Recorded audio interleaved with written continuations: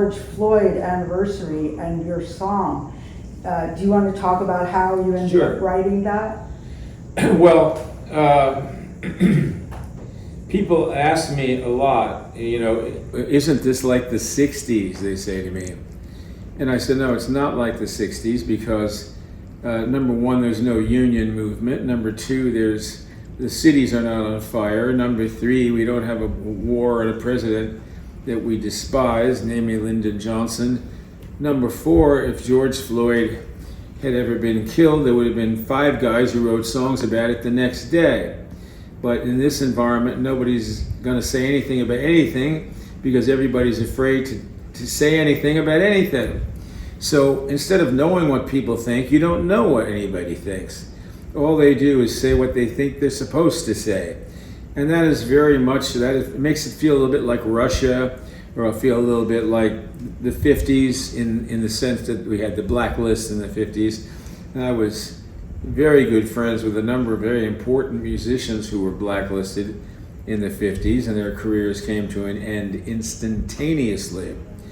And really, so I'm familiar with this mindset.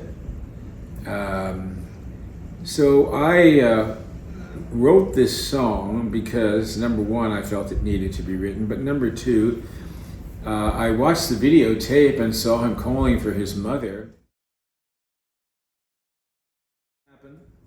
I hope people will wake up and realize that certain points of view deserve to be supported, but only in certain democratic ways.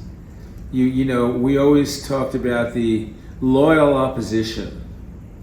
We were not enemies, growing up. If the Democrats were in power, then the Republicans were the loyal opposition, and the opposite. We had fringe groups around, but schools and churches have all failed people. College, I would never send a child of mine to college or suggest that they go to college, especially an Ivy League school. I would say the best thing you could do is go to a community college and learn a trade. Learn to be an electrician or a carpenter, or so you can do something and earn a living, and not go to some sort of situation where the minds are closed.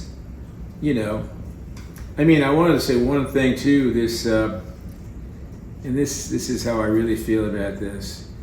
Did Adolf Hitler put on the books, really, the history books, the idea of eliminating one group of people? And he did it with the help of Thomas Watson of IBM and probably Henry Ford. Watson gave him a card catalog, and a computer system so he could keep track of all the people he killed. It's a fact.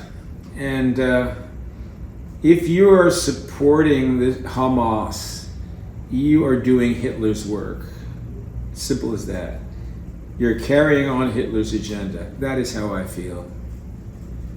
So I just wanted to say that. There is a version of Vincent now with me and the singers called Home Free. It's a video. And we did very well with a video with them of American Pie. And so that's out.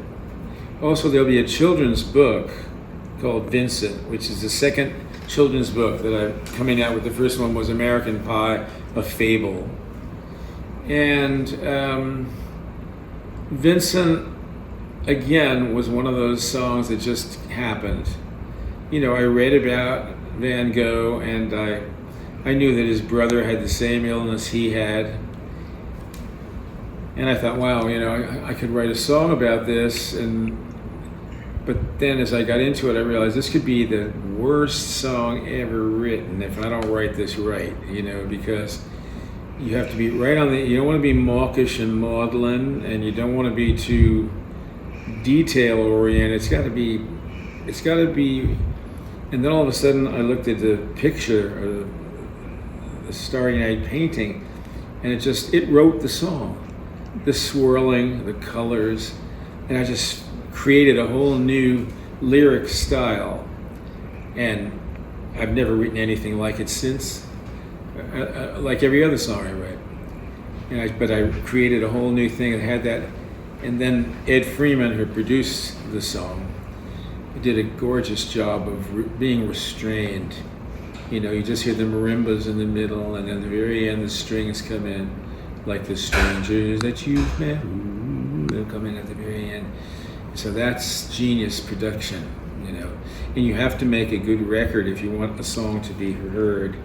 One of the reasons that you know so many Beatles songs is, yes, they've written wonderful songs, but they had George Martin, who made great records.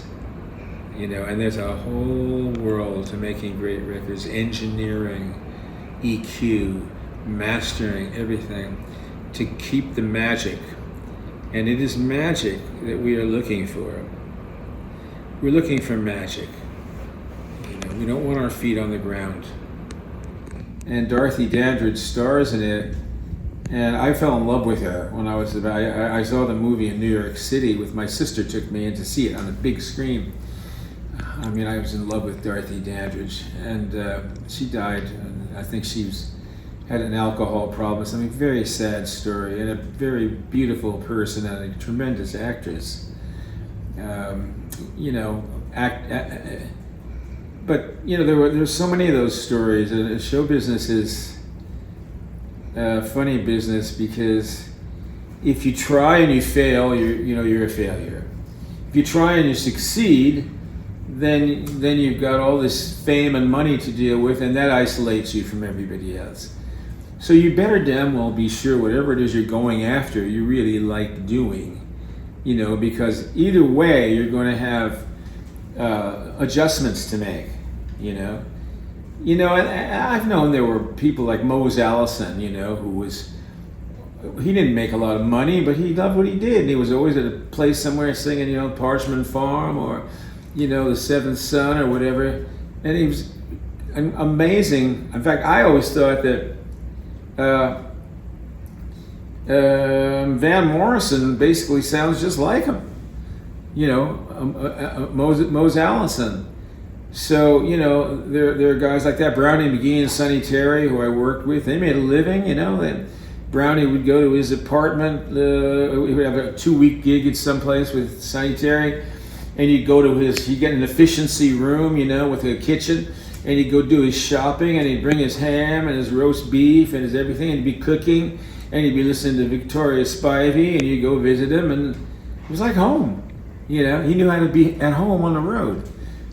You know, and a lot of these guys don't know how to do that. You know, they go and get fast food. And I remember I was with Roy Orbison, and his brother came in, and he says, "Go get me a sack of food." And he comes back with Jack in the Box. That's all the stuff these guys eat. I said, you know, I don't want to say anything, but, you know, Roy Orbison is one of my favorite people and one of my favorite artists, but that's the life. I was a dope smoker when I was young, and it was so nice because it relaxed me. I could never relax. I was a nervous wreck all the time.